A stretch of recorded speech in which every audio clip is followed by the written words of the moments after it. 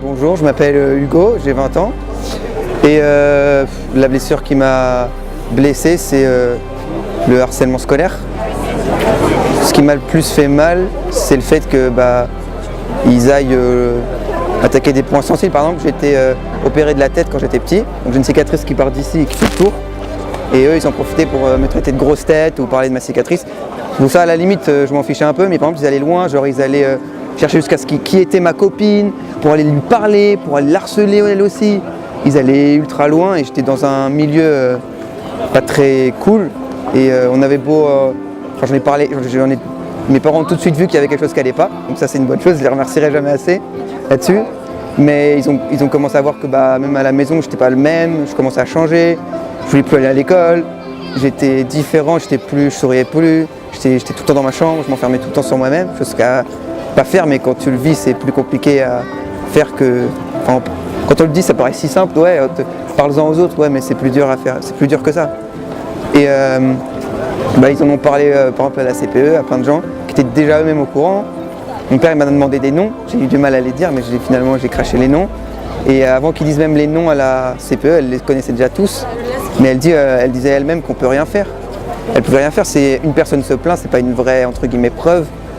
Ou même ma mère, elle a eu des réunions avec le principal, mon père a fait une lettre recommandée au principal et il ne s'est jamais rien passé. Le principal n'a jamais réagi, le principal n'en avait strictement rien à faire. Et ce qui a fait que ça a changé, c'est au fil du temps, j'ai commencé à de moins en moins me laisser faire, je me suis battu peut-être 5-6 fois. C'est en montrant que je me laissais pas faire qu'ils ont commencé un peu entre guillemets à me lâcher. Il y en a certains qui ont dit ouais bon lui il réagit, c'est chiant, c'est plus marrant, on va passer à quelqu'un d'autre. Et au fil du temps, jusqu'au moment où je me suis barré de ce lycée de merde, on peut le dire. Et quand je vois maintenant comment la vie elle a changé, genre ce que je fais moi dans la vie et ce qu'ils font, c'est bien triste.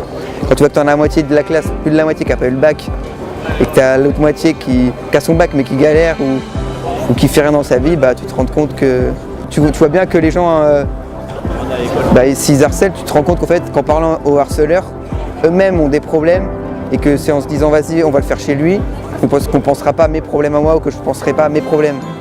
T'en as la moitié, t'en avais un, il harcelait mais il se faisait battre par son père. T'en avais un, il vivait dans des conditions un peu déplorables, enfin je connais pas tellement plus leur vie que ça, mais tu te rendais compte que, ou alors totalement le contraire, t'en avais qui essayaient vachement de s'en sortir, qui étaient hyper bons à l'école, qui se rendaient compte qu'ils avaient des gros problèmes à la maison. C'est ça qui donnait envie de se bouger. Ils ont tous une manière différente d'externaliser leurs problèmes et leurs souffrances personnelles. D'autres c'était en étant violents, en étant des grosses brutes, entre guillemets, et d'autres c'était vraiment en disant faut que je m'en sorte, faut que je me bouge, faut que j'arrive à faire quelque chose de ma vie, faut pas que ça se termine comme par exemple mes parents ils sont terminés ou que je reste dans la même situation, je veux me bouger, dès que je veux, je peux me barrer de chez moi par exemple. Et au fil du temps, petit à petit, ça s'est entre guillemets amélioré tout seul, jusqu'au moment où je me suis barré de ce lycée et j'ai plus de contact avec eux. Et comment t'essayais de pallier à ces blessures? Je me disais que j'allais en cours, je faisais mes cours, je me barrais et essayer de trouver d'autres activités extérieures aux cours qui me fassent changer d'esprit, parce que rester tout le temps dans les cours sans potes, vu que t'as pas de potes, vu qu'ils sont là de faire chier, je me disais il faut que je me trouve d'autres. Par exemple, tout ce qui a été, je me suis renfermé sur YouTube, ça m'a beaucoup aidé, parce que je me suis vu dans YouTube, je me suis intéressé à plein d'autres trucs, ou à Instagram, etc. Grâce à Instagram, je me suis fait plein de potes, je me suis fait plein de connaissances, je commence à sortir, à faire de la photo, à faire plein de trucs qui ont fait que ça m'ouvre l'esprit à d'autres choses que les cours, me dire lundi ça reprend, on va encore m'emmerder en cours, etc. J'ai pas envie d'y aller. J'étais plus en mode lundi je finis à telle heure, je finis tôt, cool, je vais pouvoir aller, faire tel shooting, aller shooter telle personne, aller faire tel truc. Et me dire je suis content parce que la semaine elle recommence, je vais pouvoir faire d'autres trucs que penser direct au cours et me dire c'est le début de l'enfer qui recommence quoi. Et voilà. Aujourd'hui la blessure elle est toujours présente? Beaucoup moins, mais ça m'arrive de me dire quand je vois certaines personnes ou des reportages, n'importe quoi, des gens qui ont vécu la même chose que moi, de me dire parlez-en, essayez d'en parler, mais c'est compliqué parce que t'en as en parlant, ils vont te faire traiter de couilles molles. Il y en a, même leurs parents, ils vont dire je connaissais un qui se faisait harceler, il en parlait à ses parents, mais ses parents ils disaient arrête, t'es juste que t'es une mauviette, que tu veux pas t'en sortir, que montre-leur qui t'es, etc. Et les parents ils étaient pas derrière à te soutenir. Moi j'ai eu de la chance d'avoir des parents qui ont tout de suite vu que ça allait pas, qui m'ont tout de suite entre guillemets aidé et qui du coup maintenant ça va beaucoup mieux, mais on a eu le temps de longuement en parler, on a fait plein de trucs et tout, du coup ils ont pu Ils ont pu voir tout ça, mais faut pas oser ni avoir peur d'en parler surtout. C'est ça qui va nous aider le plus. Ça va nous libérer d'un poids. Ça c'est hyper important. En plus se sentir seul, on va voir qu'on n'est pas le seul, que c'est un truc hyper commun, Enfin c'est devenu banalisé quoi, c'est quelque chose de grave quand même. Genre dans tous les lycées ça existe, dans tous les collèges. Et c'est quelque chose qui ne devrait pas exister et qu'on devrait mettre des. Je sais pas, il y a plein d'aides qui existent. Je sais que nous on s'était tourné par plein d'aides. Bon après j'ai plus les noms, ça date un peu, mais il y a plein d'aides auxquelles on peut appeler des numéros gratuits. Plein de trucs comme ça, même si on ne veut pas parler à sa famille, on peut parler à des spécialistes, à des gens qui vont nous aider. Et ça c'est super important, faut pas hésiter.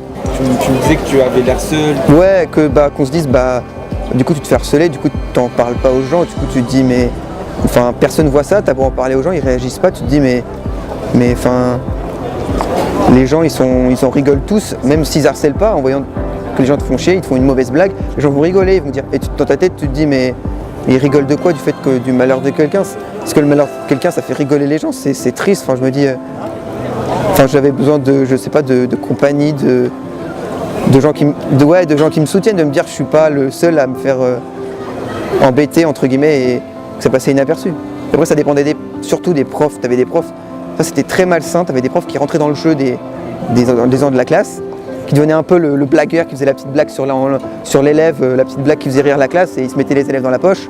Et t'avais le prof laxiste qui faisait rien, qui faisait celui qui n'entendait pas. Et t'avais le prof où tu savais que lui il fallait c'était carré quoi, il n'y avait pas de problème avec lui. Et voilà. Une anecdote comme ça nous raconter Ouais. C'est une anecdote qu'a mis hors de lui mon père par exemple. On faisait un travail parce que j'étais en pro, je travaillais sur les ordis en général, pour faire simple, et on devait faire un devoir sur l'ordi qui était noté, donc moi je travaillais sur l'ordi et mes camarades qui faisaient rien passaient et éteignaient mon ordi. Plusieurs fois, donc plusieurs fois j'ai râlé parce que ça ne sauvegardait pas et à la fin du cours j'étais noté. Ça comptait pour mon bac en plus. Donc j'ai beau appeler le prof et lui dire, il ne réagissait pas. À la fin du cours, j'étais le dernier à terminer vu que tout le monde s'était barré. Le prof arrive, il me fait, mais c'est pas grave Hugo, tu termineras chez toi et tu me l'enverras. Donc sous prétexte qu'on m'a embêté pendant tout le cours, qu'il n'a pas réagi, c'est à moi de travailler en plus des heures chez moi pour lui envoyer le travail. Ça j'étais quand même un peu... Ça a créé quoi chez toi? Je me suis dit mais merde, t'es prof, je suis d'accord, t'es prof, t'es pas fait pour, comme dit mon père, t'es prof, t'es pas là pour faire la police, ni pour être le policier de la classe. Mais quand même, t'es pas censé dire à un élève travaille chez toi parce que tu peux pas travailler en cours. Tu te dis mais le prof il perd la tête, il voit pas le mal qu'il y a là-dedans. Surtout que c'était une épreuve de bac, tu dis pas une épreuve de bac à quelqu'un, travaille-le chez toi et tu me l'enverras. Surtout que c'est trop bizarre. Et du coup, ça a très énervé mon père quand je lui ai raconté, il a dit mais c'est pas normal, etc. Et c'est là donc est parti le fait qu'il a rencontré le principal, etc. mais que rien n'a bougé. Voilà.